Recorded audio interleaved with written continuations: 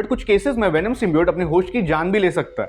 And ऐसा एक creature हमें नेचर में भी देखने मिलता है। इनफैक्ट इस स्नेल के बॉडी पे जो स्केल्स है वो भी आयरन से बने होते हैं। अब जब हम कोलोसिस की बात कर ही रहे हैं तो डेडपूल की बात करना तो बनता ही है। एंड बस इसी रीजन से ये श्रिम्प रियल वर्ल्ड की वन पंच मैन है। सुपर हीरो जॉनर हम सभी को पसंद है, फिर चाहे वो कोई बच्चा हो या कोई मैच्योर्ड इंसान, क्योंकि super speed, super strength and mind control जैसी पावर्स हम सभी को चाहिए।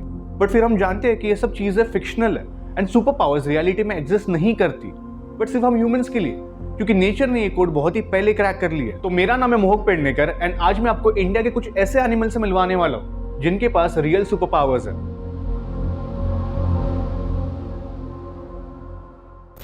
ईयर 1988 में मार्वल स्टूडियोज चाहते थे कि comic artist mister Todd McFarlane Spiderman के लिए एक ब्लैक सूट डिजाइन करे, बट मिस्टर टॉड इस आइडिया से खुश नहीं थे एंड इसी रीजन से इस कॉस्ट्यूम को as a individual character introduce किया गया, जिसे नाम दिया गया the Venom. I am Venom. Venom एक एलियन सिम्बियोट है एंड इसे सर्वाइव करने के लिए खुद को किसी होस्ट के साथ अटैच करना पड़ता है। अब इस अटैचमेंट के बदले वेनम अपने होस्ट को कुछ सुपर पावर्स भी ग्रांट करता है, जैसे कि super human strength and agility, healing factor, web generation and shape shifting. But कुछ केसेस में वेनम सिम्बियोट अपने होस्ट की जान भी ले सकता है एंड ऐसा एक क्रीचर हमें नेचर में भी देखने मिलता है, जिसका नाम है द हेयर वर्म। इस वर्म का अपीयरेंस बिल्कुल वेनम जैसा है और इसे भी सर्वाइव करने के लिए खुद को किसी होस्ट के साथ अटैच करना पड़ता है। वैसे तो ये वर्म किसी भी इंसेक्ट को अपना होस्ट बना सकता है, पर जैसे वेनम के केस में होस्ट जितना मेंटली स्ट्रांग होता है, वेनम उतना ही फिजिकली स्ट्रांग बनता है। उसी तरीके से वर्म भी कोशिश करता है कि उसे एक पावरफुल होस्ट मिले एंड इसी रीजन से वो प्रेइंग मैंटिस को अपना होस्ट बनाता है एंड फिर उसके बॉडी में रहना शुरू कर देता है। एंड फिर ये वर्म प्रेइंग मैंटिस के बॉडी में तब तक रहता है जब तक ये वर्म अपने अडल्ट फॉर्म में ना पहुंच जाए। अब कुछ केसेस में ये वर्म अपने होस्ट के बॉडी में 3 सालों तक रह सकता है एंड जब ये अपने अडल्ट फॉर्म को अटेन कर लेता है तब इसे वाटर बॉडी में एग लेकर के अपने लाइफ साइकिल को कंप्लीट करना होता है। बट ये वर्म खुद से उस वाटर बॉडी तक नहीं पहुंच सकता एंड इसीलिए जिस तरीके से वेनम अपने होस्ट के बिहेवियर को मैनिपुलेट करता है, ये वर्म भी प्रेइंग मैंटिस के बिहेवियर को मैनिपुलेट करता है। कैसे? तो उसके नर्वस सिस्टम को कंट्रोल करके। फिर ये प्रेइंग मैंटिस को कमांड देता है कि प्रेइंग मैंटिस किसी वाटर बॉडी के पास चला जाए।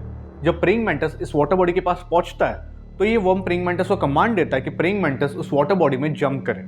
फिर जब प्रेइंग मैंटिस उस वाटर बॉडी में जंप करता है तब ये वर्म प्रेइंग मैंटिस के बॉडी से बाहर निकल के एग ले करना शुरू कर देता है। बट प्रेइंग मैंटिस को स्विम करने नहीं आता एंड इसी रीजन से इस पूरे प्रोसेस में प्रेइंग मैंटिस की जान चली जाती है। हेयर वर्म इतना ज्यादा पावरफुल है कि वो इंसेक्ट वर्ल्ड के एपेक्स प्रेडेटर को अपनी कठपुतली बना देता है। नेक्स्ट है हमारे लिस्ट पे टीम एक्समेन का सबसे honest mutant Colossus. You're on the left.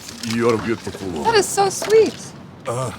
कोलोसिस एक ऐसा म्यूटेंट है जो अपने विल के अकॉर्डिंग अपने बॉडी को मेटल में कन्वर्ट कर सकता है एंड जब ये अपने मेटल फॉर्म में होता है तब इसे super durability and super strength जैसी पावर्स ग्रांट होती है, जिससे ये जगरनॉट जैसे ओवरपावर्ड विलन्स को भी बहुत ही इजीली डिफीट कर सकता है। कोलोसिस का बॉडी मेटल एक तरीके का ऑर्गेनिक मेटल है, मतलब उसके बॉडी सेल्स मेटल में कन्वर्ट होते हैं एंड ऐसा रियलिटी में हो पाना इम्पॉसिबल है। बट ये बात नेचर को नहीं पता थी एंड इसी रीजन से नेचर ने वोल्केनो स्नेल्स को क्रिएट किया। ये स्नेल हमें इंडियन ओशन में 2800 मीटर्स के डेप्थ पे वोल्केनिक वेंट्स के पास देखने मिलती है, जहाँ कंडीशंस बहुत ज़्यादा एक्सट्रीम होती है एंड क्रैब जो कि इन स्नेल्स के प्रेडेटर है, इन स्नेल्स को हंट करने की कोशिश करते हैं एंड ऐसे में खुद को डिफेंड करने के लिए ये स्नेल्स अपने सुपर पावर्स का इस्तेमाल करती है। तो जहाँ एक नॉर्मल स्नेल का शेल कैल्शियम से बना होता है, वोल्केनो स्नेल्स अपने शेल को आयरन से बनाती है। इनफैक्ट इस स्नेल के बॉडी पे जो स्केल्स है वो भी आयरन से बने होते हैं, जो इन्हें बिल्कुल कोलोसिस की तरह एक सुपर पावरफुल टैंक बना देता है। अब जब कोलोसिस अपने मेटल फॉर्म में होता है तब उसे कुछ भी खाने या पीने की जरूरत नहीं पड़ती एंड उसी तरीके से ये स्नेल भी किसी भी चीज पे फीड नहीं करती। बेसिकली इस स्नेल को सर्वाइव करने के लिए कुछ भी खाने की जरूरत नहीं है एंड इसका रीजन है इनके बॉडी में रहने वाले कीमोसिंथेटिक बैक्टीरियाज जो इन्हें नेसेसरी न्यूट्रिएंट्स प्रोवाइड करते हैं। वोल्केनो स्नेल के बारे में एक फन फैक्ट ये है कि आप इसे मैग्नेट से भी उठा सकते हो। अब जब हम कोलोसिस की बात कर ही रहे हैं तो डेडपूल की बात करना तो बनता ही है। तो डेडपूल एक एक्सपर्ट मार्क्समैन है जो फोर्थ वॉल ब्रेक कर सकता है। बेसिकली ये कॉमिक से बाहर निकल के अपनी ऑडियंस से बात कर सकता है। That's just lazy writing. इसने पूरे एक्समेन टीम को सिंगल हैंडेडली डिफीट किया है एंड एक पॉइंट पे वुल्वरीन के पूरे फैमिली को मार डाला है। गॉडेस ऑफ डेथ जिसे इंप्रेस करने के लिए थेनोस ने यूनिवर्स के आधे पॉपुलेशन को वाइप आउट कर दिया था, उस डेथ का दिल भी अपने ही भाई पे अटका हुआ है। अब वैसे तो डेडपूल के पास बहुत सी एबिलिटीज है, बट उसकी सबसे आइकॉनिक एबिलिटी है उसका हीलिंग फैक्टर, जो उसे पोटेंशियली इमॉर्टल बना देता है। मतलब डेडपूल के बॉडी को काटो, फाड़ो या तोड़ दो, डेडपूल को इससे कोई फर्क नहीं पड़ता क्योंकि वो अपने बॉडी को हील एंड रीजनरेट कर सकता है एंड ऐसा ही कुछ प्लेनेरियन वर्म्स भी कर सकते हैं जो कि एक तरीके के फ्लैट वर्म्स होते हैं। एंड ये मोस्टली फ्रेश वाटर बॉडीज में देखने मिलते हैं। एंड इनका हीलिंग फैक्टर डेडपूल से कहीं ज्यादा पावरफुल है, क्योंकि अगर आप डेडपूल के बॉडी को 2 हिस्सों में कट कर दो तो जो हिस्सा सबसे ज्यादा डोमिनेटिंग होगा सिर्फ वही रीजनरेट करेगा। एंड इसी रीजन से बॉडी के कट होने पे हमें 2 डेडपूल्स देखने नहीं मिल सकते। बट प्लैनेरियन वर्म के केस में ऐसा नहीं होता। अगर आप किसी प्लैनेरियन वर्म को 4 हिस्सों में कट कर दो तो ये चारों हिस्से इंडिविजुअली ग्रो करना शुरू कर देंगे।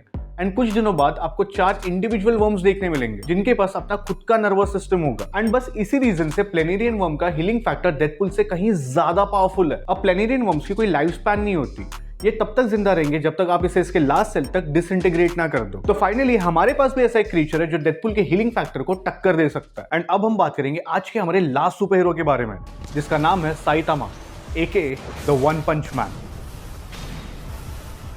साइतामा इतना ज्यादा पावरफुल है कि एनीमे एंड मांगा के साथ ही साथ पूरे सुपर हीरो स्पेक्ट्रम में इसे one of the most powerful character माना जाता है। साइतामा की पावर्स ये है कि वो एक पंच में अपने किसी भी विलन को डिफीट कर सकता है। एंड पॉपुलर थियरीज के अकॉर्डिंग साइतामा का एक पंच पूरे सोलर सिस्टम को खत्म कर सकता है। एंड इसी पावर लेवल का एक क्रीचर हमें इंडियन ओशन में देखने मिलता है, जिसका नाम है the snapping shrimp aka the pistol shrimp. Snapping shrimp एक कार्निवोरस क्रीचर है जो अपने प्रेस को हंट करने के लिए अपने क्लॉज को स्नैप करता है। एंड इसी रीजन से इसे स्नैपिंग श्रिम्प बुलाया जाता है। अब ये श्रिम्प साइज में ज्यादा बड़ी नहीं होती एंड मैक्सिमम सिर्फ 5 सेंटीमीटर तक ग्रो हो सकती है। बट आप इसके साइज पे मत जाना, क्योंकि जब ये श्रिम्प स्नैप करती है तब 4000 डिग्री सेल्सियस जितना हीट प्रोड्यूस कर सकती है। फॉर कंपैरिजन वॉल्केनिक लावा का हाईएस्ट रिकॉर्डेड टेम्परेचर सिर्फ 1200 डिग्री सेल्सियस है। एंड सन, जो कि हमारे सोलर सिस्टम का सबसे हॉटेस्ट ऑब्जेक्ट है, उसका सरफेस टेम्परेचर सिर्फ 5000 डिग्री सेल्सियस है। मतलब ये 5 सेंटीमीटर की श्रिम्प बस एक स्नैप में सन के सरफेस टेम्परेचर को भी उसकी औकात दिखा सकती है। एंड इसकी पावर बस यही खत्म नहीं होती, क्योंकि ये स्नैप्स हीट के साथ साउंड भी प्रोड्यूस करते हैं। एंड ये साउंड 190 डेसिबल जितने लाउड हो सकते हैं। इसे अगर हम किसी न्यूक्लियर बॉम्ब के साथ कंपेयर करें तो सार बॉम्बार्ड 223 डेसिबल जितना साउंड प्रोड्यूस कर सकता है, स्नैपिंग श्रिम्प से सिर्फ 33 डेसिबल ज्यादा। एंड बस इसी रीजन से ये श्रिम्प रियल वर्ल्ड की वन पंच मैन है। और इसी के साथ हमारा आज का वीडियो यहीं खत्म होता है। अगर आप वीडियो के इस पार्ट तक पहुंच चुके हो तो वीडियो को प्लीज लाइक कर दीजिए और मेरे चैनल को सब्सक्राइब कर दीजिए। अब मैं मिलूंगा आपसे अगले हफ्ते। Till then be safe, take care, long live nature, bye.